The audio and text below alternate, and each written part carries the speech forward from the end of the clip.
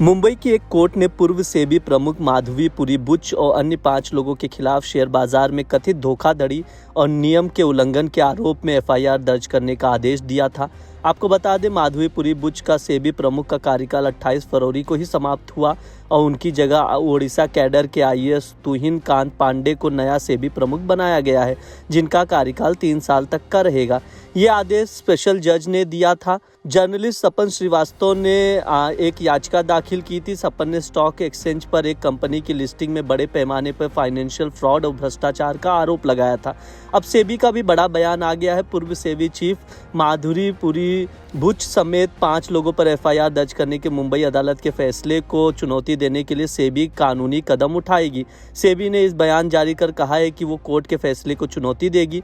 आपको बता दें, मुंबई की एसीबी अदालत ने सेबी की पूर्व अध्यक्ष माधवी पुरी बुच, 3 वर्तमान पूर्णकालिक सदस्यों बीएससी के 2 अधिकारियों के खिलाफ एफआईआर दर्ज करने का निर्देश दिया था। बयान में जो सेबी ने कहा था वो मैं बता देता हूँ। सेबी ने कहा कि शिकायतकर्ता बेबुनियाद और आदतन मुकदमे दर्ज करने वाला है और सेबी आदेश को चुनौती देने के लिए उचित कानूनी कदम उठाएगी।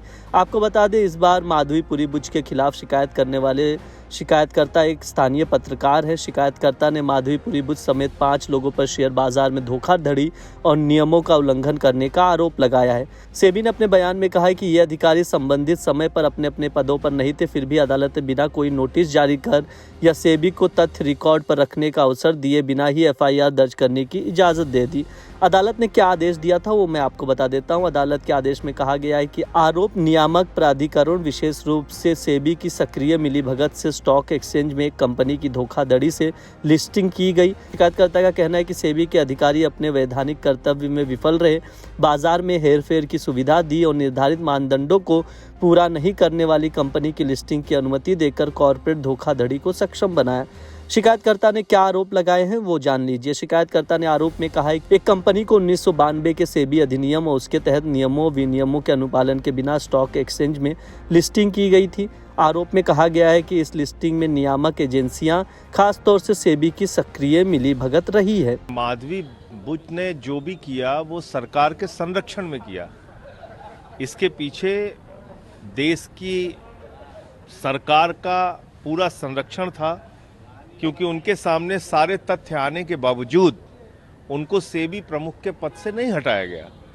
और ये आशंका हम लोगों ने उस वक्त जताई थी कि जो इस देश के छोटे निवेशक हैं वो आने वाले दिनों में बर्बाद होंगे, उनका पैसा डूबेगा। और आपने ऐसे व्यक्ति को कैसे, एक ऐसी महिला को जिसका खुद का अपना इंटरेस्ट जुड़ा हुआ है, उसको आपने कैसे सेबी का प्रमुख बना दिया, जिसके ऊपर खुद कई मामले हैं, उसको आपने कैसे सेबी का प्रमुख बना दिया। लेकिन इन बातों को दुर्भाग्य से प्रधानमंत्री नरेंद्र मोदी जी ने और भारतीय जनता पार्टी की सरकार ने नज़रअंदाज किया। और आज उसका खामियाजा आप देखिए कि पिछले 30 वर्षों में जो कुछ नहीं हुआ वो मोदी सरकार में हो रहा है।